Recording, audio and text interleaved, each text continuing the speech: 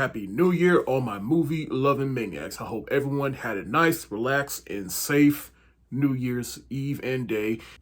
And even though we're now in a completely new month, there are some things I watched during the last month of December that I got to get out the way for you. And I know everybody's posting their top 10 or top 20 favorite movies of 2023, but me, there's still some things that I want to watch first before I make that official list. But I did post my top 20 favorite movies of 2023 so far. That is up on my Instagram and any other socials you can watch. It'll probably be like maybe February, maybe the beginning of March when I finally give you that definitive video of me breaking down my top 10 or 20 favorite videos of 2023. But until then, I still got some work left to do and some work that's coming up in January. So let's get into my newest review of 2024 with American Fiction, which was released half a month ago. And it's a movie that I was excited to go see, but it was playing in select theaters. And then when it got released, it was still playing in select theaters. I had to go to the Alamo Drafthouse out in DC just to go see it. And so now let's finally talk about it. American Fiction. It is about a writer played by Jeffrey Wright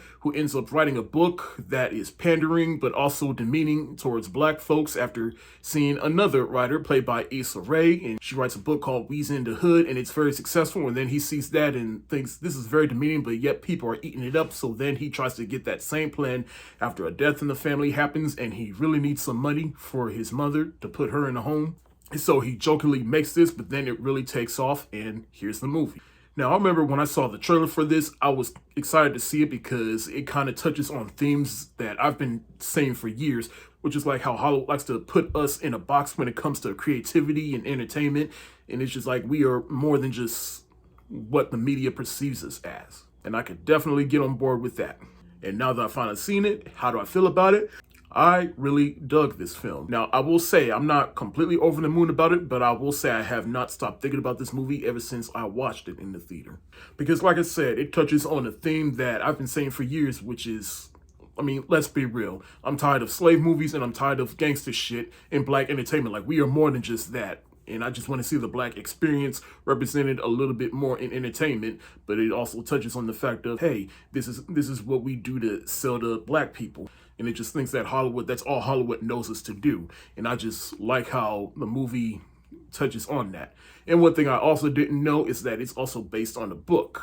But among all that, it is also a slight family drama. It also deals with Jeffrey Wright's character and what's going on in his family and how that's shaped him into the person he is and to the writer he is. And it touches on all his other family members, who are all played by Tracee Ellis Ross, Sterling K. Brown, Leslie Uggams. Now, all these actors are good in their own right and they all serve a role.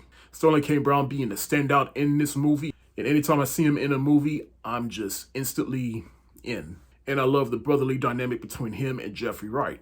But the other standout to me is Erica Alexander. She was on Living Single back in the day, and then she's been a few things here and there, and I'm glad that she is finally getting her due in a movie like this. But she is the romantic interest to Jeffrey Wright, and I'll say of all the things, as good as she was in this was the thing where by the end I feel like they didn't really develop this a little bit more, but I'm happy it happened, because the movie has other things to focus on.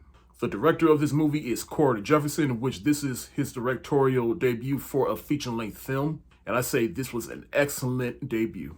If you have not seen American Fiction, I highly recommend it. But I'm not going to give him a highest rating because this movie is still marinating with me a little bit, especially after that ending. Like, once you see the ending, you're either going to walk away like, huh? Or you're going to walk away like, like you're just going to still be thinking about it, which I'm still thinking about it right now and how that plays into everything else that happened in the movie. So for just right now, because it is subject to go up once I've had a little bit more time to let this movie marinate for me, but for right now, I'm going to give American Fiction the hard eyes emoji.